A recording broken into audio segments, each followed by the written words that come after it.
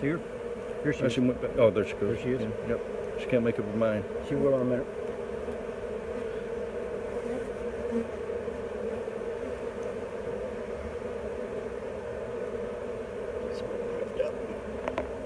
Man, they're emptying out quick. Yep. There she is there. Come on, girl. I guess she's just wanting to make sure everybody gets in there. No. Oh, here she comes. Here she comes. See how pretty she is? Yeah. She's a big girl. Just don't want her going the sides.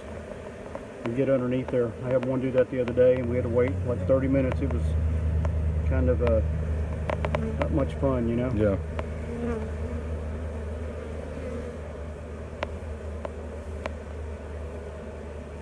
Oh, there she goes. There she goes. Gave her a little assistance. I feel good though. Yeah.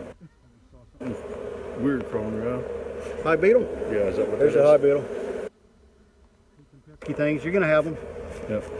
You know, they harass them and put them in the corners. But the good thing about that Freeman bottom board, you're not gonna have as many of them. I just need to put the oil in it. Yep. Put the oil in it up just where it's above the rib. Yep.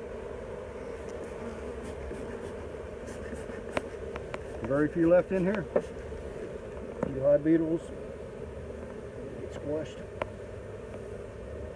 We use the beetle baffles in conjunction with the Freeman bottom board, Right. which is the the metal things. Right. That when the beetles crawl over them, they fall through the screen. Because the bees can't kill them, they'll harass them Right. and put them in a corner and basically trick the bees into actually feeding them. Okay. So, but you're going to have high beetles in Texas. You're going to have them. You ain't going to be able to get rid of them. Even, all you can do is control them the best you can. Now what do they do exactly? I mean, They just, they'll eat up. What they can do is, if you got a strong hive, they'll keep them in check. But if if a hive gets weak for some reason, they will decimate a hive in a couple of days.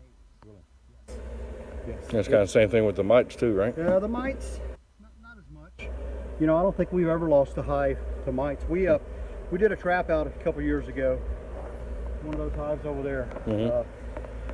And it was in, people live by Lake Conroe. They had a faux balcony, and they had like Right. a big 3-car garage, like a $4 million home. It's crazy huge out there on the lake.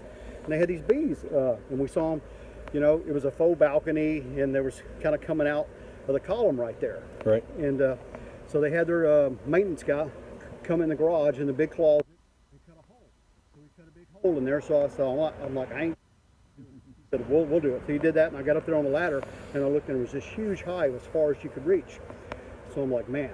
So we tried to do a trap out. We sealed it off and tried to get them to come out.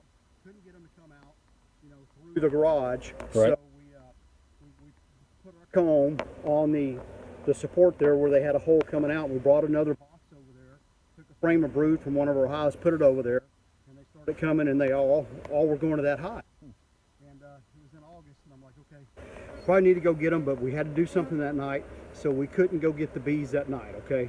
Right. And so there was plenty of bees in there to keep the hive beetles in check.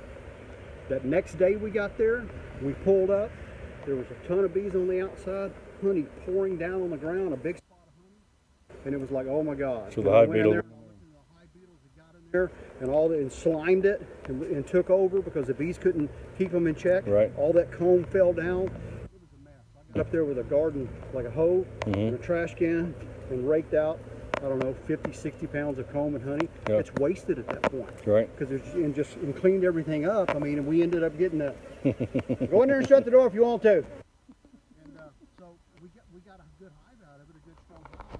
But in one day, they decimated